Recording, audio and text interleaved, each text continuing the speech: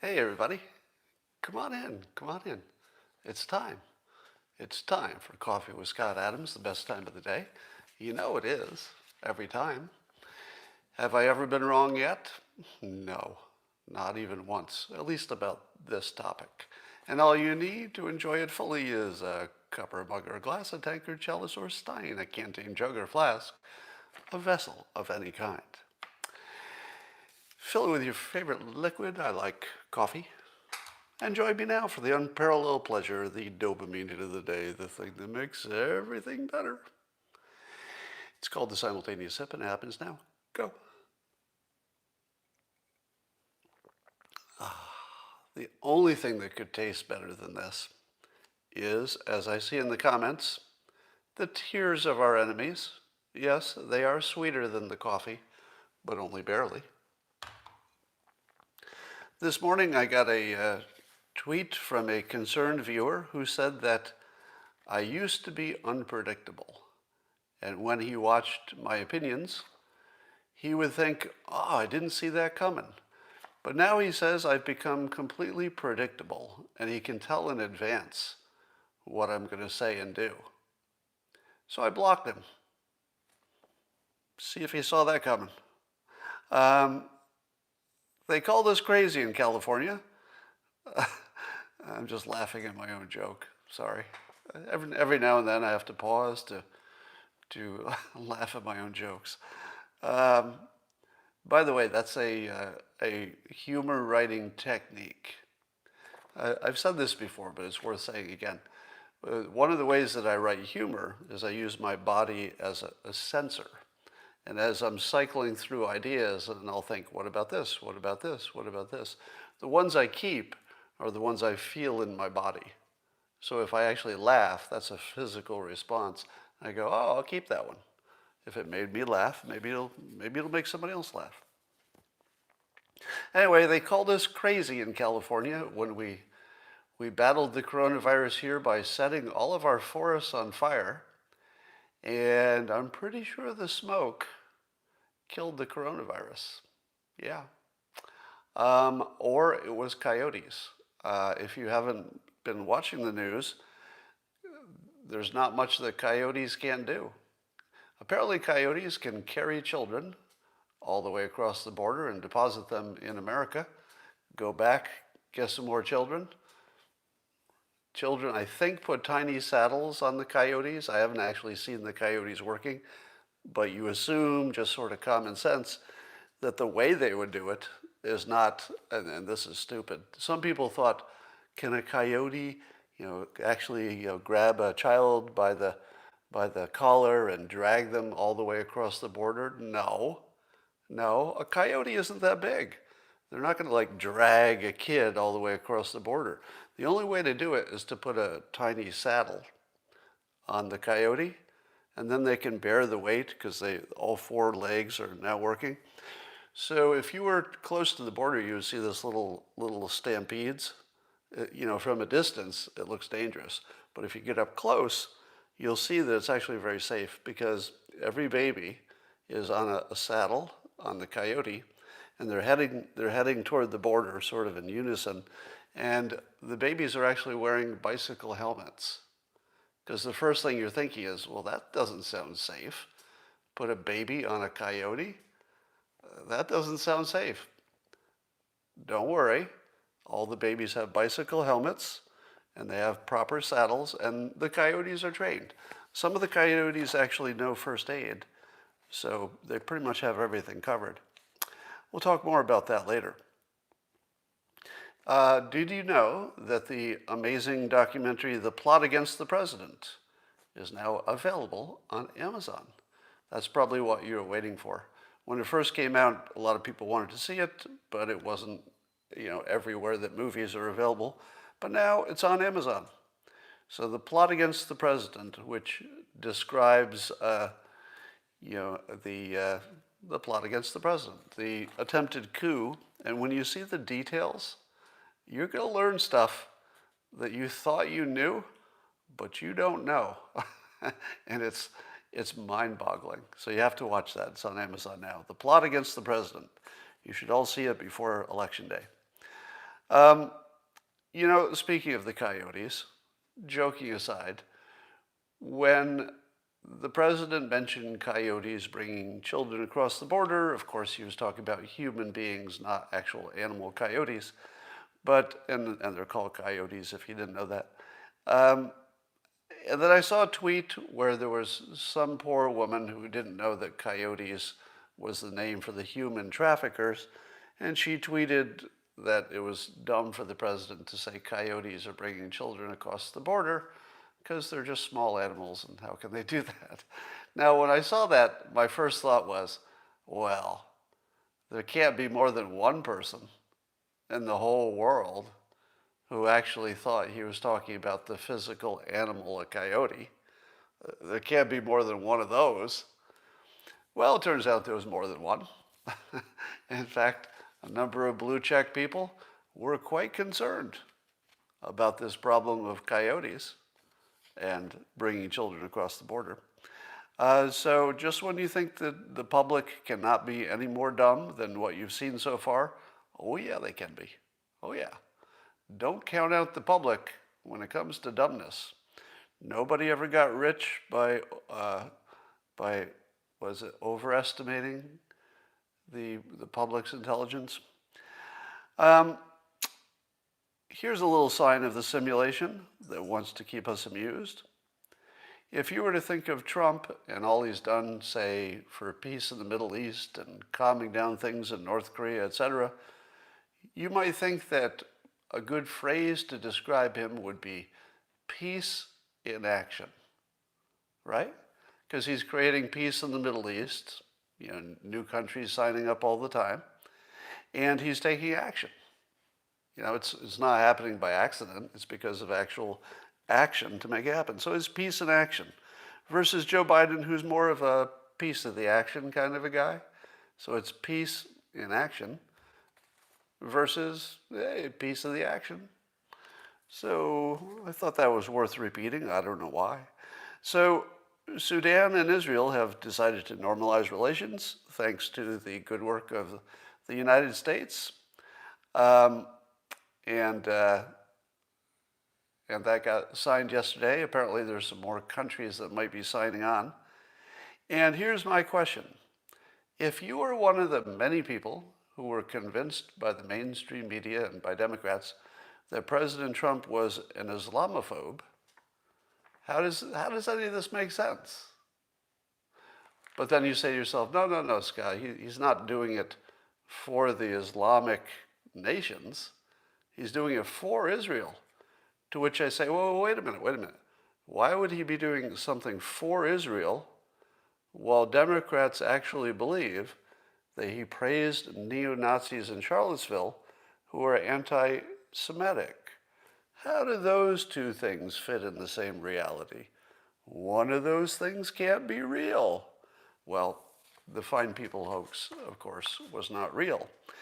And it turns out that the president is doing good work to make sure that Israel is safer and the Islamic countries are doing better. So how do you believe that he is opposed to the Jewish population of the world, according to Democrats, while he has a Jewish son-in-law, a Jewish converted daughter, Jewish grandchildren, is so popular in Israel that they are naming things after him? And you still believe the Fine People hoax? That he was on the side with the neo-Nazis? I don't think so. Have you ever noticed that Israel is pretty good at spotting anti-Semites? Pretty good at it. They've had some practice. Have they not spotted President Trump's anti-Semitic ways, allegedly? Because Israel can't pick up on those clues? No. It's because if you believe that the president ever said those things in Charlottesville, you have been brainwashed. Now, compare my explanation of reality, that some people were brainwashed into believing something that wasn't true, with the other explanation. The other explanation is that Israel didn't notice. Didn't notice. You think? You think Israel doesn't watch our news in the United States? You think they don't know what the President of the United States is accused of doing? Obviously, if they thought any of that was true, we'd be hearing about it. Because one thing that Israel is never accused of is being quiet when they have a complaint. Does anybody ever accuse them of that? I don't think so. So every time the president does something that counters the brainwashing, that's working in his favor. So doing a whole bunch of peace deals in the Middle East has got to be blowing some minds right now. The other thing that's blowing minds, and I said this on Periscope, and I was happy to see that other people picked up the same thought. There's very little that you remember from a debate. You know, if you go a few days into the future, people don't remember anything specifically that was said. They remember the vibe. You know, they remember how it felt. And the big takeaway from the most recent debate, the one that will have the most effect probably on the election outcome, if any, is that Trump can act presidential. He can act like he's not a bully. And that was something that his supporters noticed. You know, I called it out. But I didn't expect the other team to notice it and call it out, and they did. So even CNN pundits, etc., are noting that the president does apparently have the capability to control himself when there's a strategic reason to do it. That is completely different from what the anti-Trumpers have been fed as their belief system for 4 years. For 4 years, people have been saying that the president doesn't have any ability to control himself. And then you watched him do it. He was given a reason. Oh, we don't like the way you were bullying and talking over Biden in that last debate. I tend to think that that strategy was more effective than pundits give it credit for, because it did show some dominance. And that counts. That counts for a lot. But he got that feedback. He incorporated it. He implemented it. And you could see quite plainly he wasn't struggling to do it. Was there any time during the debate you said to yourself, oh my God, he's struggling to act presidential? No, he wasn't struggling at all. It was easy. Because in fact, you see him changing modes all the time. You see him doing a head of state meeting. He's in that mode. You see him on the rally, you know, talking to the crowd. It's stand-up comedy. You see him talking to children who visit the White House, and he talks like a grandfather. He goes into whatever mode he needs to. And when you see that he isn't crazy unless he wants to act that way for strategic purposes, because it does work. You know, his critics call it crazy, but his supporters would just say he's being honest and high energy and all that other stuff. So I think that made a difference. I think that made a big difference. And I don't know that if you asked anybody in a poll and you said, did your vote change because President Trump acted presidential in a debate, probably nobody would say that that was the reason. But it gives you comfort if you were worried about it. It just takes that worry away. Likewise, all the Middle East peace deals should be taking those worries you might have had about Islamophobia and about his alleged anti-Semitism, which is crazy. Given the situation, it's just a crazy thing to think about him. But it just allows you not to worry about that. It just takes it down to a lower priority. Even if you're still a little suspicious, it certainly takes it off the top 10. On another topic, on Twitter, Drowlord, a Twitter user, says, how many people are actively listening to pollsters? And this is just one person's experience. And he said, 3 months ago, it didn't occur to me that anyone did that. meaning lying to pollsters. How many people are actively lying to pollsters? And he says, I've been shocked to learn that almost all of my conservative acquaintances do it on purpose. Pollsters are not neutral observers. They're using you to undermine you. They're using you to undermine you. Okay, I'm not sure I know what that sentence means. But how many of you have had the same experience? That if you talk to your conservative acquaintances, that they're sort of unified at this point in saying that they lie to pollsters. Now, I don't know how many of those people are lying to you about lying to pollsters, because if somebody is willing to lie to a pollster, well, they might be willing to lie to their acquaintances as well about this sort of thing. But I think this hidden Trump vote is going to be a big surprise to some people. Here's another big surprise. According to Rasmussen, who does a continually polling on things such as national daily black likely voter job approval for the president.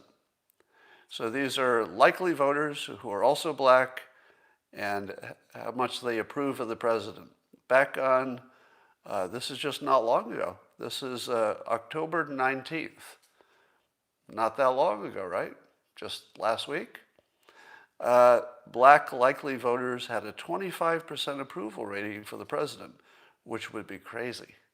Like off the charts crazy, because he only got like 11% of the vote.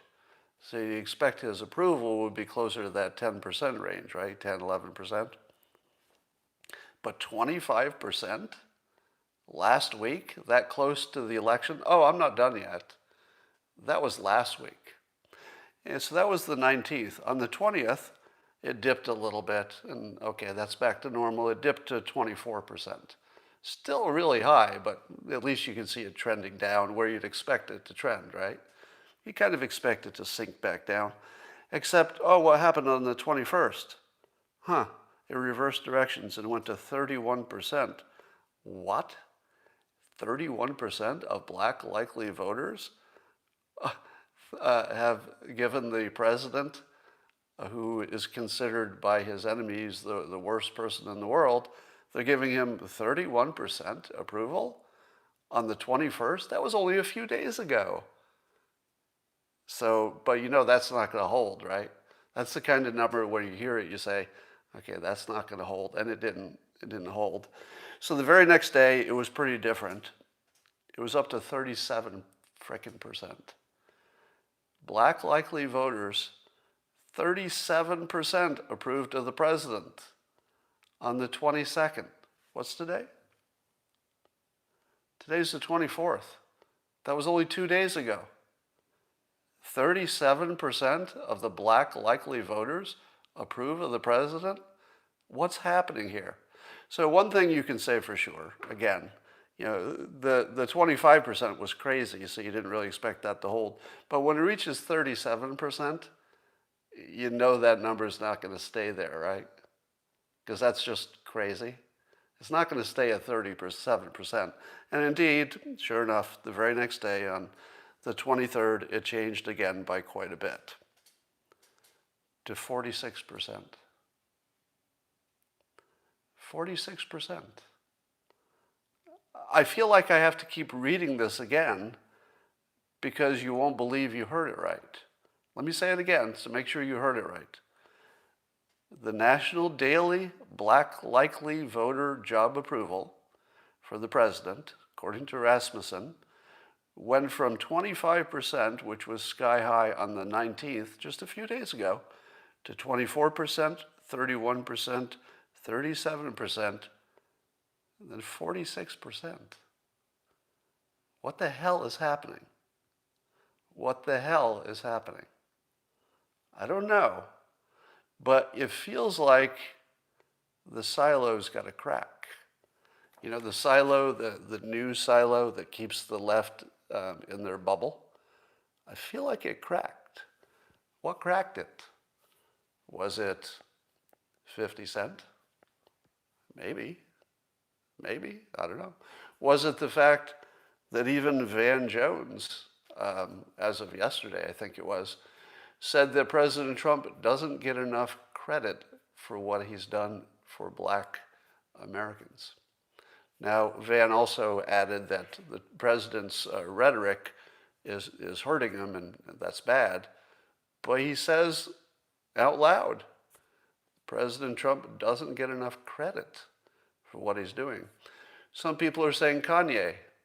Maybe, but I think Kanye's baked into the cake by now. Some people in the comments saying Ice Cube. Maybe. How does that story strike you when you hear that Ice Cube had some actual plans he put on paper? And again, I'm going to compliment Ice Cube. It's easy to talk. Everybody likes to talk, but he put it on paper. And then he took a reputational risk that's extreme by talking to both sides. Because he's supposed to just talk to the Democrats, right? But he talked to the other side too, and the other side being the Trump administration, and he got a better answer from them. Because you know what the Trump administration would love to do more than anything? This is not a joke. This is no surprise. Well, it won't be to Republicans. But it might be a surprise to if there's some black likely voters watching this. I don't know if you know this, because you've been told exactly the opposite forever. But if the Trump administration could do something specific, a real plan, an idea that was clearly beneficial for the black public, they would love that. They wouldn't ignore it. They wouldn't grudgingly look at it. They wouldn't, make you feel good to talk to you and then brush you off. They would love it because it's in their best interest. That's it. People do act in their best interest. It's the one thing that you can count on more than anything else in the world.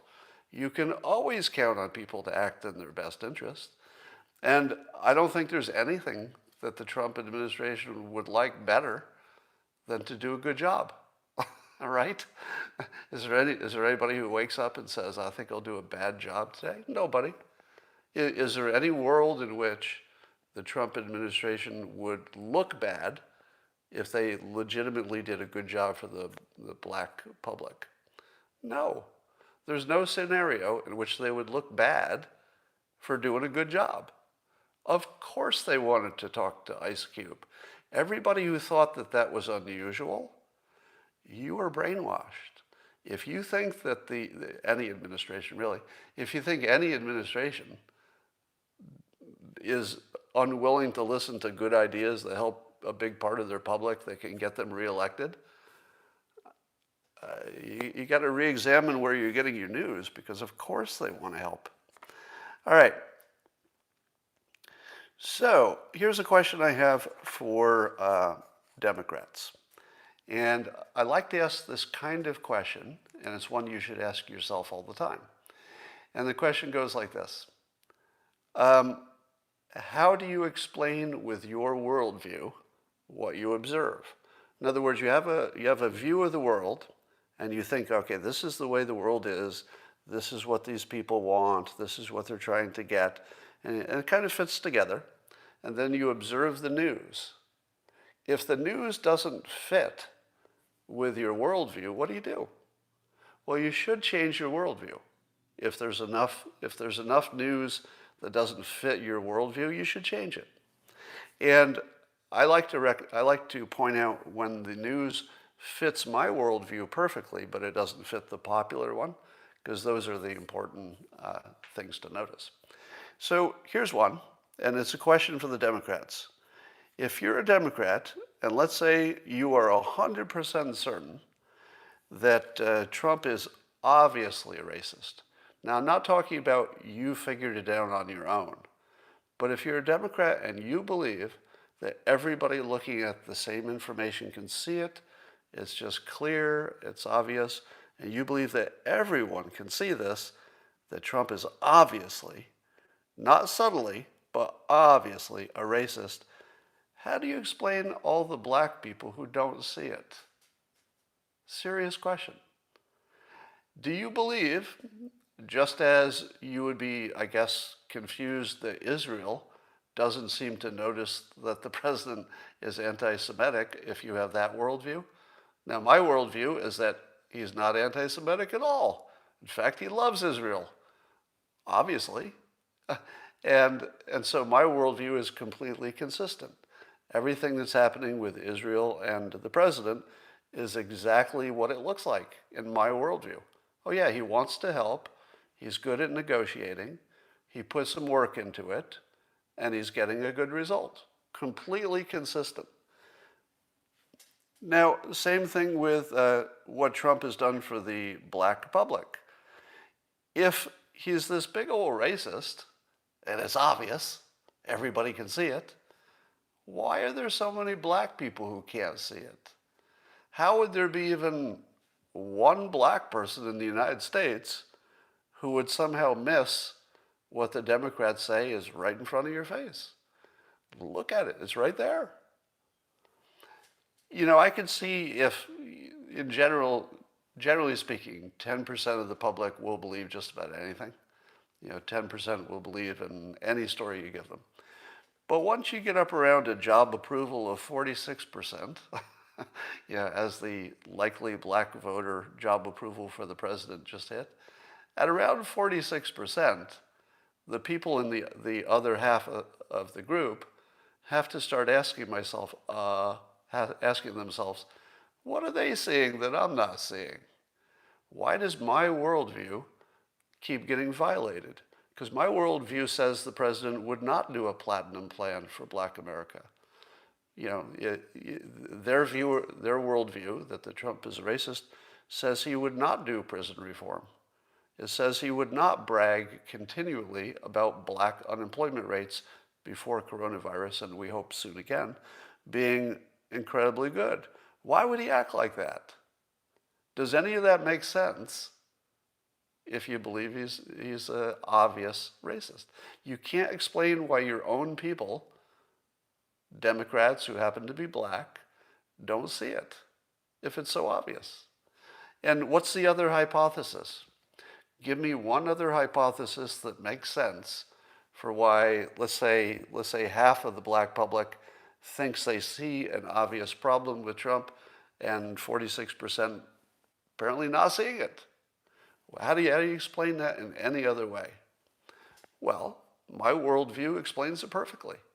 My worldview is that our opinions are assigned to us by our chosen media.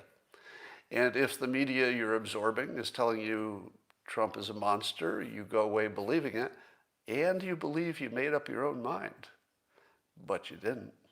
And I would say that my worldview has all of the scientific backing, that people can be convinced to believe anything, just about anything, if their news source is consistent.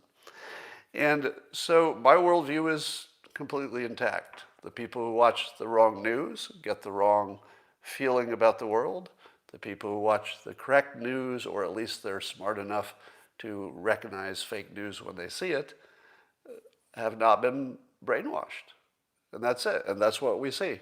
We see some brainwashed people, some not brainwashed people. It's all perfectly consistent and scientifically, backed, I would say. All right. And then, of course, the next thing that the people who were hypnotized would say is like, Scott, I know what you're saying. You're saying that I'm just being fooled by the media, but I'm not. I'm looking at the facts. For example, what about the fact of the fine people? Oh, that was a hoax. That's not a fact. It's the opposite of a fact. And then they'll say, but Scott, what about, obviously the Central Park 5 thing, President did a full-page ad saying they should be executed, except he didn't. He did a full-page ad about crime in general that he did around that time, because that was one of the reasons people were talking about crime in general. He didn't mention those particular people. He didn't mention race. He mentioned a lot of violence. We should have the death sentence. Now, in order to think that that full-page ad was really secretly in his mind was a racist thing, in order to believe that, here's what you would have to believe. that President Trump would not be in favor of executing white criminals who had committed those same crimes. Do you believe that? Seriously. Do you believe that Trump, all you've seen about him, how tough on crime he is, how, sort of macho he presents himself, etc., do you think he would not be in favor? Let's do a mental experiment. Let's say that the Central Park Five were proven innocent, and by the way, that's the official story. There are still people who believe that maybe they weren't so innocent, but in terms of the judicial system and our presumption of innocence, they were found not guilty of that crime. Now suppose this next part didn't happen, but suppose it had. Suppose that five white teenagers had come forward and they said, it was us. We're the ones who did that terrible crime in Central Park. And let's say there's evidence and they're proven to be the actual perpetrators.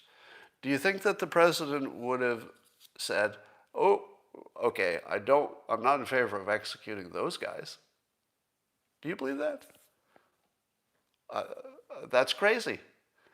Nobody knows what anybody else is really thinking in their private thoughts, but I can't see any scenario where if it had come out, and it didn't, but if it had come out that the perpetrators had been, five white teenagers, maybe he wouldn't want to execute teenagers, so let's make them over 18.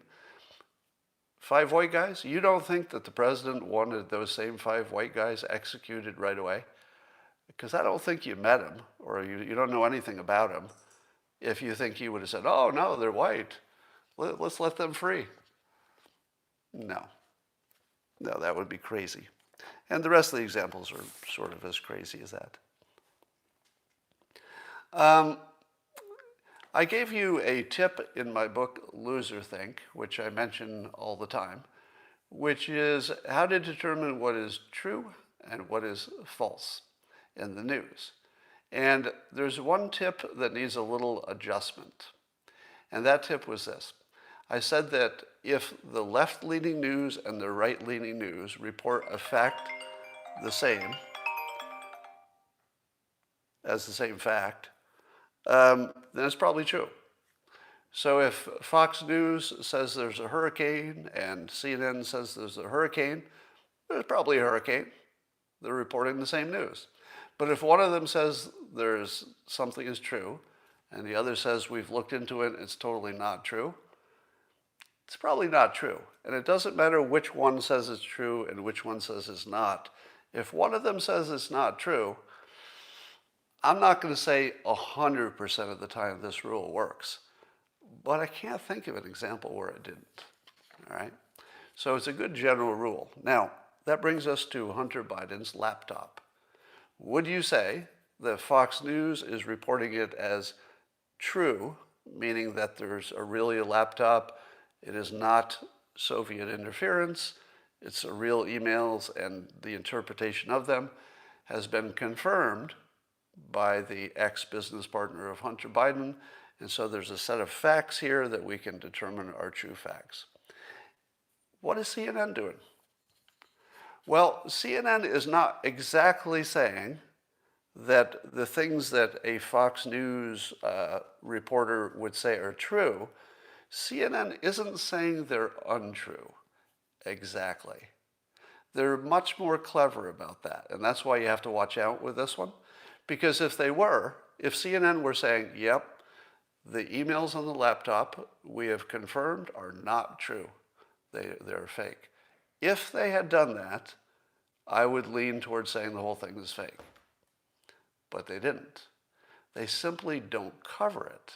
And when they do cover it, they speak of it in generalities as if the sketchy stuff and the stuff that's largely verified are somehow all the same stuff. And that we shouldn't take it seriously, and there might be Russian interference, but it's sort of this general statement of avoid that story. Under those conditions, where somebody's trying to avoid a story, which is different from debunking it, Because the debunking is just sort of hand-waving debunking. It's not real news debunking. I think that actually proves it's true. Because you got one saying it's true and one who would be hurt by it being true, who is doing everything they can to not directly answer the question, is it true? They're trying to they're trying to convince you it's not true, but they don't want to go all the way to just directly lying. All right? So they're just trying to work on your credibility, make you not think about it. Hey, look over here. So anyway, my rule of it's true if both reported as true seems to hold. Let me give you some examples. The Fine People hoax. CNN usually reports it's true. Fox News, Breitbart, right-leaning places universally report that it's not true. And you can check the transcript and see it's not true. So it holds on almost all cases. All right, let's talk about masks. I desperately want to never talk about masks again, specifically the question about whether they work. I don't think there are too many things that are more just annoying as a topic. You know, most things I like talking about all day long because there's always a new wrinkle and there's always something else to say. But the mask thing is just making me crazy. And here's the newest update. So there's I guess it was the New York Times was linking to some studies about masks. And here's the claim. The claim was that if you looked at the meta-analyses, you looked at all of the studies of masks, there's the conclusion is from actual scientific people. The belief is that you could reduce COVID infections by 40% if you had universal mask compliance. 40%. Now, if that were true, and let me tell you, it took exactly 1 minute from the time that I tweeted this to the time that somebody tweeted out another source that was opposite information and masks don't work. All right? So just keep these two things in mind. There was a credible link to studies showing, oh, masks definitely work. Not only do they work, it's like a 40% difference in infections. That's a big deal. 1 minute later, a credible link telling me that all of that's not true. So, but, I wouldn't say that the mask information has lined up, left or right yet. I would say it's just sort of murky everywhere. It's not so much that one side has said it's true and the other side says it isn't true.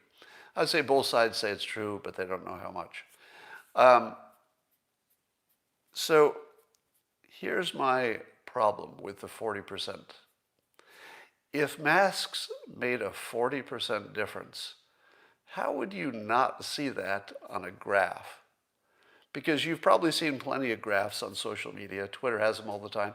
Somebody will, usually it's a mask skeptic, who will tweet around a graph that says, here are the number of infections in this state or this country. And then they'll mark on the graph where masks became mandatory or lockdowns. It's the same argument. And then you'll see it didn't seem to change the curve. The curve just kept going. So what's that tell you? Well, that would tell you that if masks work, and I believe that they do, that's my best guess. Could be wrong, but it's my best guess. They don't work 40%. Or it could be that there's no such thing as good compliance with masks. It could be that you can say masks are necessary, but just when nobody's looking, people don't wear them as much. So I'm going to call BS on the 40% number. But I'll bet there's something that matters. I mean, if I had to bet my own money on this, and let's say it was a serious amount of money, and I had to bet, and there was a gun to my head, it's like, okay, you don't get to not bet, you have to bet. Now, I want you to give a percentage that you think masks make the difference. Top of my head, 10 to 20%. 10 to 20%. Now, if that's true, that's certainly a good reason to wear a mask. If you could cut deaths by 10 to 20%, well, you would certainly do that. And you would work pretty hard and you would take quite a sacrifice in order to cut deaths 10 to 20%. And I don't know if 10 to 20% would show up on a graph or not, because there's some delay and there's lots of other variables involved, etc. But it feels like it's probably in that range. Totally worth wearing the masks. I recommend it if you can. All right. That is just about all I had to say today. I hear that there is more to come out on the Hunter laptop. You heard the story about some underage women. Women. They're not women if they're underage. Underage females. I don't know if girls is the right reference in this case. But there's some underage females on Biden's laptop, and now we know that one of them is his niece, 14-year-old niece. And I'm going to say, without seeing the photos, that they might, sort of look sketchy, because photos can look sketchy. But I'll bet there's nothing there. I'll bet the whole 14-year-old niece thing, that's probably not real, if I had to guess. I could be wrong. I mean, anything's possible. But I'm feeling that's not real. And I would be surprised if the other stuff is real, just because why would that be on a laptop? Is there anybody who keeps that kind of stuff on their laptop and then takes the laptop and drops it off for repair? If you know you have that kind of content on it? So here's my guess. My guess is that Hunter Biden does not believe those pictures are some kind of problem. That he might know the context to them, he might know his own thinking, he might know the situation in which they were taken, he might know why they're on the laptop, and maybe in his own mind, there's nothing wrong with them, so it wouldn't occur to him to not keep them on his laptop. So I've got a feeling it's the sort of thing where different people are going to interpret them differently. Now, if it turns out that it's the worst case, then I would have expected more of a response from the people who have seen them, right? Because remember, a number of people have seen them now. If you look at their responses, there was Giuliani turned it over to the FBI, which was absolutely the right thing to do. Okay, so if you're Giuliani and you're steeped in the legal system and you're smart and you understand how the world works, it was exactly the right thing to do. But that's different from saying that they were necessarily illegal or necessarily showing something that was bad. Somebody says, you'd be surprised, and a crackhead, crackheads will, in the comments you're saying that if he was a crackhead, that could explain it all. And I would agree with you. I would agree that there's some amount of drug use that would make anything happen. But I still don't see him keeping it on his laptop if he thought they were inappropriate. So I think there's going to be an interpretation thing. Now, let me finish the thought. Other people besides Giuliani have now seen those pictures.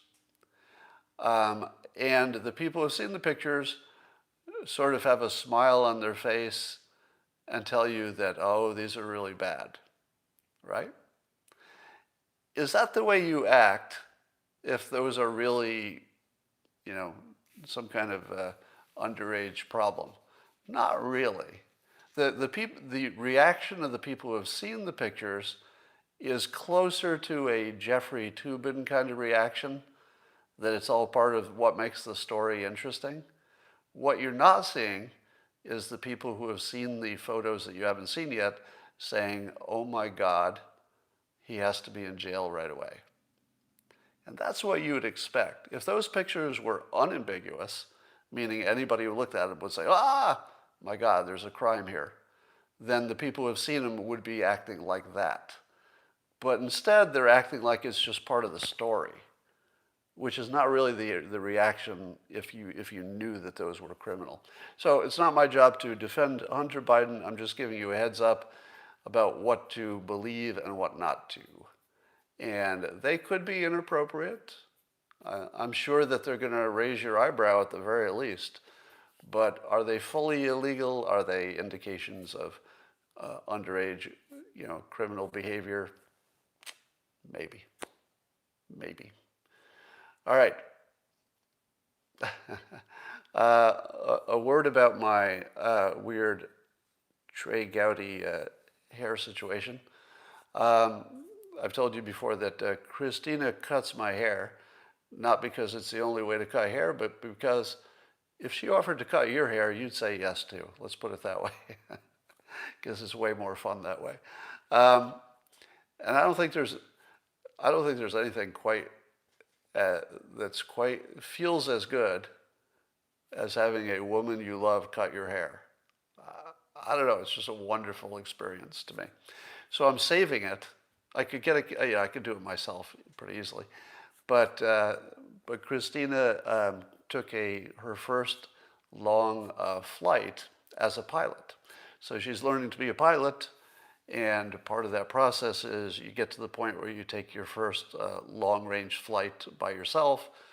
That happened this week, but she has some bad weather in another state, and because of low clouds and high mountains, she had to wait a little bit. So she isn't back yet, but everything's going well. Her first flight is all good, and she should be back by tonight. And you'll know she's back when you see my haircut. All right, that's all for now. Somebody says in the comments that Giuliani thinks they are criminal. He might be right. He might be right. I won't rule it out. You know, if it's up to me, who haven't seen the pictures, or Giuliani, who has seen the pictures and knows the law, I'd probably trust Giuliani over me, especially since I haven't seen them. All right, that's all for now, and I will talk to you later.